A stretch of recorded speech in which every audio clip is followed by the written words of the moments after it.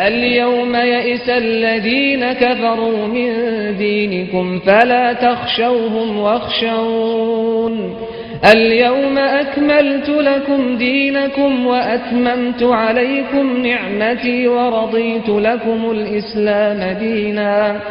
بسم اللہ الرحمن الرحیم الحمد للہ رب العالمین وصلی اللہ علی محمد وآلہ الطاہرین ولعنۃ اللہ علی اعدائہم اجمعین الی قیام یوم الدین. وقال سبحانہ وتعالی وَلَقَدْ بَعَثْنَا فِي كُلِّ أُمَّةٍ رَسُولًا. موضوع گفتگو شرائط نبوت. چھٹی صفت یعنی نبی کے لیے جو چھٹی شرط ہے وہ یہ کہ جتنی بھی خصوصیات ہوں وہ اللہ سبحانہ وتعالی کی جانب سے ہوں. دنیا میں انہوں نے کوئی چیز حاصل نہ کی ہو. جتنی بھی فضیلتیں ہیں ان کے پاس وہ سب کی سب اللہ سبحانہ وتعالی کی جانب سے ہوں, کسی کے ذریعے سے حاصل نہ کی ہوں. اس جانب ہم نے علم کے موضوع میں توجہ دلائی کہ مکتب نہ گئے ہوں, کسی سے حاصل نہ کیا ہو. اگر حاصل کیا ہے صرف اللہ سبحانہ وتعالی سے حاصل کیا ہے.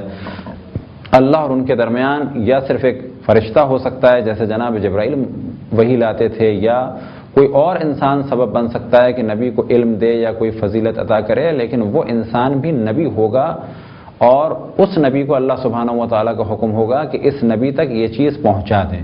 ورنہ عام انسان قطعاً ایسا نہیں ہو سکتا کہ نبی اس سے کچھ علم حاصل کریں اور بلند مقام پر فائز ہوں اور عام انسان ان کا استاد بنے.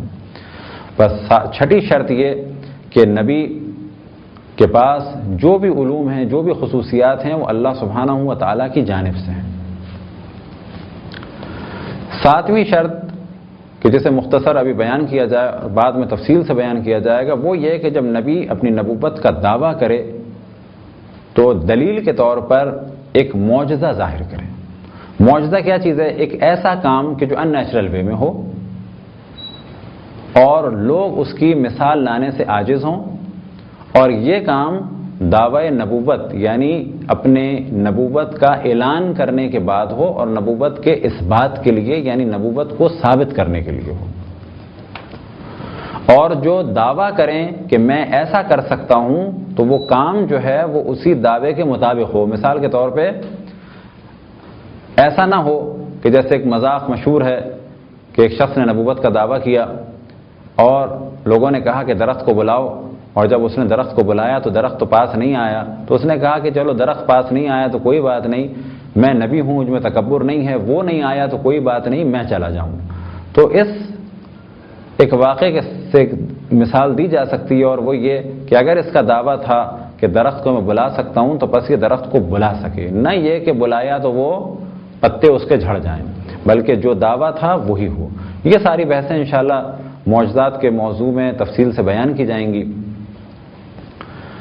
یا تو نبی اپنی نبوت کے اس بات کے لیے دلیل کے لیے معجزہ ظاہر کریں, یا کوئی دوسرا نبی جو اس وقت ہو وہ یہ اعلان کرے کہ جو معجزے سے اپنی نبوت کو پہلے ثابت کر چکا ہو نبی, وہ نبی اعلان کرے کہ ہاں یہ نبی ہیں. بس ہم اگر کسی کو نبی مانیں گے, فرض کریں اگر اس دور میں ہوتے تو یا تو نبی کا معجزہ دیکھتے, یا یہ کہ اگر کوئی دوسرے نبی اعلان فرماتے کہ ہاں یہ اللہ کی جانب سے نبی ہیں, میں ان کی نبوت کی تائید کرتا ہوں, تو پھر معجزے کی بھی ضرورت نہیں ہے. کیوں کہ جب نبی نے کہہ دیا تو نبی جھوٹ سے مبرہ ہیں, پاک اور پاکیزہ ہیں, گناہ نہیں کرتے, وہ ان کی نبوت معجزے سے ثابت ہے.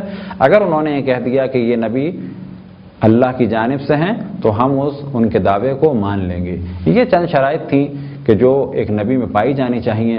البتہ ان تمام موضوعات کے اوپر گفتگو بہت طویل سے کی جا سکتی ہے, لیکن اس وقت ہدف گفتگو کو مشکل سے مشکل کرنا نہیں ہے. گو کہ اس بات کا ہم اقرار کرتے ہیں کہ اس قسم کے موضوعات کو ڈسکس کرتے ہوئے عام طور پہ جو الفاظ زبان سے نکلتے ہیں وہ مشکل ہی ہوتے ہیں. اب اگر انہیں بعض دفعہ سادہ کرنا چاہیں تو خود ہمیں بھی محسوس ہوتا ہے کہ گفتگو کہیں ادھر سے ادھر ہو جاتی ہے, بعض دفعہ غلط الفاظ استعمال ہو جاتے ہیں, کیونکہ جو الفاظ کتب عقائد میں استعمال ہوتے ہیں, مثال کے طور پہ کیفیات یا حالات, اب وہ بعض دفعہ زبان لڑکھڑا جائے, پتہ چلا اللہ کے لفظ کیفیت استعمال ہو جائے جبکہ اللہ کے لفظ کیفیت استعمال نہیں کیا جا سکتا. بس یہ ایک مجبوری ہے کہ جب انسان کلامی گفتگو کر رہا ہو تو عام طور پہ کوشش ہم یہی کرتے ہیں کہ انہی الفاظ کو استعمال کریں. اگر وہ مشکل ہیں تو کوشش کرتے ہیں ذرا آسان کر دیں, اور بعض دفعہ ہمیں یہ بھی احساس ہوتا ہے کہ آسان کرنے کی وجہ سے کہیں گفتگو ٹیکنیکلی غلط نہ ہو جائے. خداوند تبارک و تعالیٰ سے دعا ہے کہ بحق محمد وآل محمد ہمیں اپنے رسول اپنی حجتوں خصوصاً امام زمان علیہ السلام کی معرفت اور اطاعت کی توفیق عطا فرمائے. وصلی اللہ علی محمد وآلہ الطاہرین.